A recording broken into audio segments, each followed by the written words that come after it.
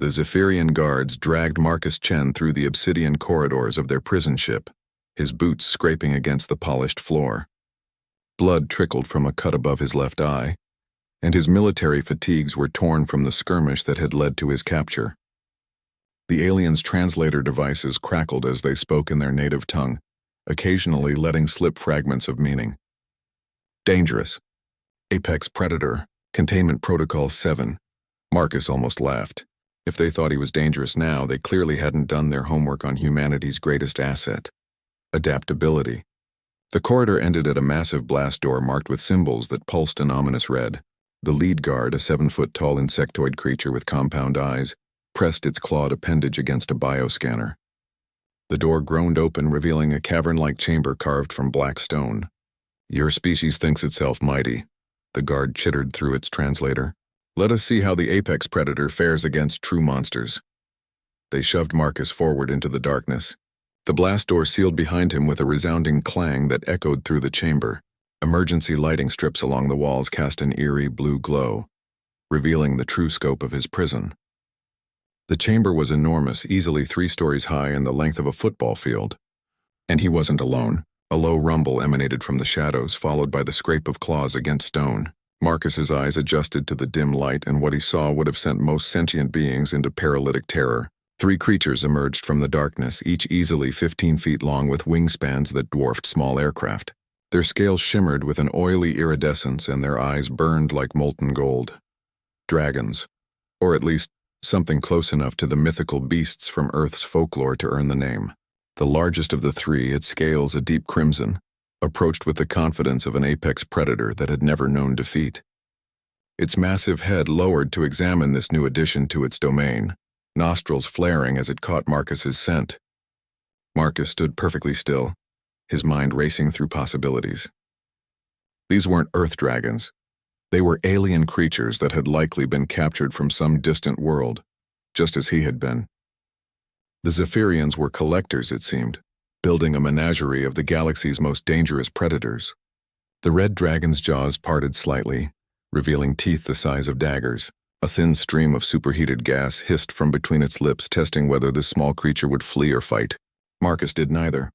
Instead, he slowly reached into his torn jacket and withdrew something that made the dragon pause. A standard-issue military MRE. With deliberate movements, he tore open the package and began eating, never breaking eye contact with the massive predator. The dragon tilted its head, confused by this unprecedented reaction. In its experience, prey either ran or attacked. They didn't eat lunch. "You know," Marcus said conversationally, though he doubted the creature understood him. "Where I come from, we have stories about dragons. Some paint you as monsters to be slain, others as wise guardians of treasure." He took another bite of his meal. "But the thing about humans is we don't see monsters. We see opportunities." The second dragon, smaller and covered in midnight blue scales, circled around behind him. The third, green-scaled and bearing several scars from previous battles, positioned itself to his left. A classic pack-hunting formation. Marcus finished his MRE and crumpled the wrapper, tossing it aside. Then he did something that would have seemed insane to any observer. He walked directly toward the red dragon. The massive creature reared back, confused by this suicidal approach. Its companion behind Marcus tensed, ready to strike. "See, the thing the Zephyrians got wrong," Marcus continued, reaching out slowly toward the red dragon's snout, "is that humans aren't apex predators because we're the biggest or strongest. We're apex predators because we turn everything else into tools." His hand made contact with the dragon's scales. The creature froze, its ancient instincts warring with curiosity.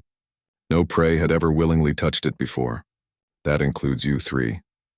Over the next several hours, Marcus did what humans had been doing for millennia. He formed bonds. He shared his remaining MREs with the dragons, speaking to them in calm, measured tones. He examined their scars and injuries, using his basic field medic training to clean wounds with water from his canteen and strips torn from his shirt. The dragons, starved for intelligent interaction after months of isolation, gradually warmed to this strange, fearless creature. The red one, whom Marcus dubbed Crimson, began following him around the cell. The blue one, Midnight, started bringing him shiny objects it had hoarded. The green one, Sage, seemed to enjoy having its scales scratched behind what Marcus assumed were its ears. When the Zephyrian guards returned 6 hours later for what they expected to be a cleanup duty, they found something that defied all logical expectations. Marcus Chen sat comfortably against Crimson's flank, using the dragon as a backrest while he braided decorative knots into Midnight's tail spines. Sage lay stretched out nearby, purring like a massive, scaly cat as Marcus worked on untangling a particularly stubborn knot in its wing membrane. Impossible, the lead guard chittered, its compound eyes widening in shock. Marcus looked up from his work and smiled. Hey there, Bug Eyes. We need to talk. The human should be dead, another guard insisted. Those creatures have killed everything we've put in with them. That's because you were feeding them enemies, Marcus replied calmly. I gave them what they really wanted, companionship and respect. He patted Crimson's side affectionately. Turns out when you treat intelligent creatures with dignity instead of fear, amazing things happen. The lead guard backed away as all 3 dragons turned their attention to the newcomers, their eyes now blazing not with predatory hunger but with protective fury. Now then, Marcus continued, rising to his feet as his 3 massive companions flanked him. I believe we have some negotiating to do, because the way I see it, you have 2 choices. You can let me and my friends here go back to our respective homes, or... He gestured to the dragons, who spread their wings in a synchronized display of intimidation that filled the chamber. Well, let's just say that humans aren't the only species that gets cranky when their friends are threatened. The Zephyrian guards looked at each other, their translator devices crackling with panicked chatter. Outside the cell, 3 dragons and 1 human waited patiently for their response. In the end, it wasn't humanity's technology or weapons that secured Marcus's freedom. It was something far more dangerous. The uniquely human ability to find kinship in the most unexpected places, and to turn natural enemies into unbreakable allies. The Zephyrians learned that day why humans were truly dangerous, not because they were monsters, but because they had the uncanny ability to befriend the monsters that everyone else feared. And in a galaxy full of predators, the creature that could tame dragons was the most terrifying beast of all.